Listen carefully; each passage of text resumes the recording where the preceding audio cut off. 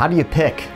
On today's episode, I'm going to help you think about picking the right college or the right grad school and tell you how to best do it.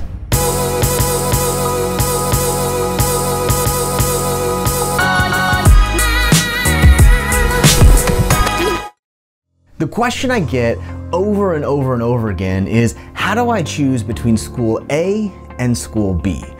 And what I will tell you is that conventional wisdom has always been, you pull out that magazine, the US News and World Report, and you pick the top rated one. Everything else does not matter. I'm here to tell you that that may actually not be the smartest choice. I studied more than 4,000 of the most successful young people, alums of the Forbes 30 Under 30, and what I found may surprise you. That group did something different. It wasn't that they necessarily all went to the best schools. In fact, only 15% of them went to a top 10 school. They went to 450 different schools. So what did they do?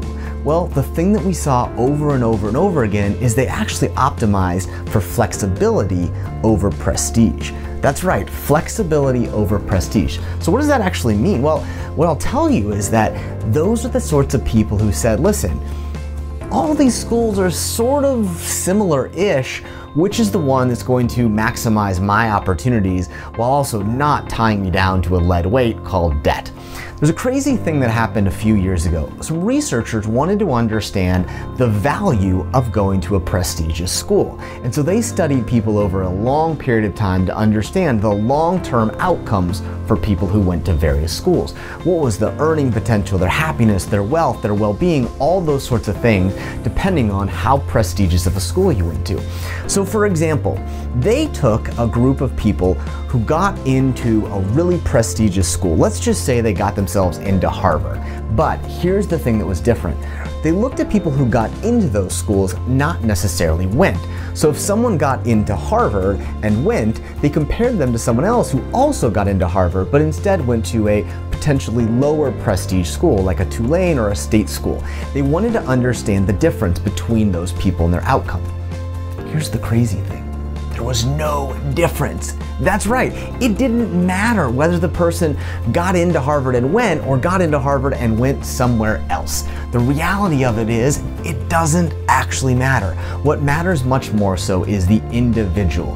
Their smarts, their intelligence, their hardworking, those are the things that matter, not the school it was. So back to the thing when you're thinking about your schools. I get it, it feels good to be wanted. It feels like it's something that we want. Psychologically, we love to be needed. We love someone to say, yes, we want you to be part of our prestigious school. We want you to wear our letters. But here's the reality of it. At the end of the day, it matters much less than you may imagine. So as you're thinking about picking schools, I get it. You know, you want to do something that feels good. You want to be able to brag. You want to do those sorts of things. But what we found is that the key is maximizing flexibility over prestige. Flexibility, the way that you don't have the lead weight of debt, the lead weight of having all this sort of legacy things that you have to bring along with you. Instead, if you're able to optimize around going to a school that you want to, that'll get you into the right places, that'll open the right doors for you, that has the right programs you want, but maybe doesn't have such a huge financial commitment, then please do that. I know what you're thinking.